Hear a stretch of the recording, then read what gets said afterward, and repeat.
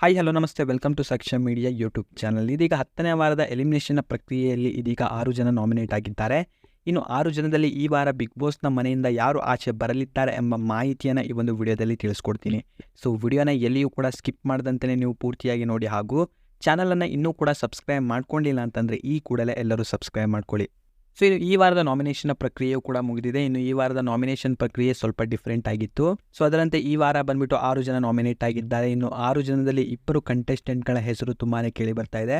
So ಇವರಿಬ್ಬರಲ್ಲಿ ಯಾರು ಬೇಕಾದರೂ ಈ ವಾರ ಬಿಗ್ ಬಾಸ್ನ ಮನೆಯಿಂದ ಆಚೆ ಹೋಗುವ ಸಾಧ್ಯತೆಗಳು ತುಂಬಾ ಇದೆ. ಸೊ ಇನ್ನು ಈ ವಾರದ ಟಾಸ್ಕ್ ಬಂದ್ಬಿಟ್ಟು ಸ್ಕೂಲ್ ಟಾಸ್ಕ್ ಇದ್ವು. ಸೊ ಎಲ್ಲರೂ ಕೂಡ ಇಂಡಿವಿಜುವಲ್ ಆಗಿ ಗೇಮನ್ನು ಆಡುವಂತಹ ಒಂದು ಅಧಿಕಾರ ಇವತ್ತು ಸಿಕ್ಕಿತ್ತು.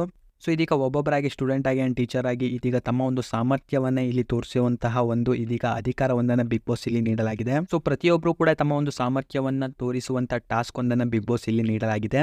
ಇನ್ನು ಈ ವಾರದಲ್ಲಿ 2 ಹೆಸರುಗಳು ತುಂಬಾನೇ ಕೇಳಿ ಬರ್ತಾ ಇದೆ. ಇನ್ನು ಇಬ್ಬರಲ್ಲಿ ಯಾರು ಬೇಕಾದರೂ ಈ ವಾರ ಬಿಗ್ ಬಾಸ್ನ ಮನೆಯಿಂದ ಆಚೆ ಹೋಗ್ಬೋದು. ಇನ್ನು ಈ ವಾರ ನಾಮಿನೇಟ್ ಆದವರು ಯಾರ್ಯಾರು ಅಂತ ಇದೀಗ ನೋಡ್ತಾ ಹೋದರೆ, ಮೊದಲನೇದಾಗಿ ಈ ವಾರ ಸಂಗೀತಾರವರು ನಾಮಿನೇಟ್ ಆಗಿದ್ದಾರೆ. ಇನ್ನು ಎರಡನೇದಾಗಿ ಈ ವಾರ ಬಂದ್ಬಿಟ್ಟು ಸಿರಿಯಲ್ ಅವರು ಕೂಡ ನಾಮಿನೇಟ್ ಆಗಿದ್ದಾರೆ. ಇನ್ನು ಮೂರನೇದಾಗಿ ಮೈಕಲ್ ರವರು ಆ್ಯಂಡ್ ವಿನಯ್ ರವರು ಕೂಡ ಈ ವಾರ ನಾಮಿನೇಟ್ ಆಗಿದ್ದಾರೆ.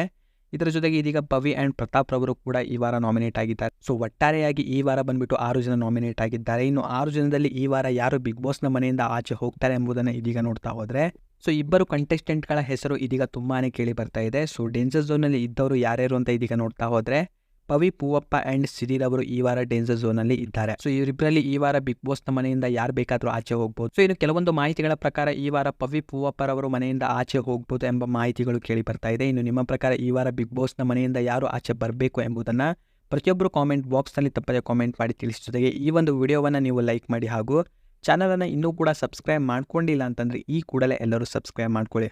ಆ್ಯಂಡ್ ಇದು ವಿಡಿಯೋ ನೋಡಿದ್ದಕ್ಕೆ ಧನ್ಯವಾದಗಳು.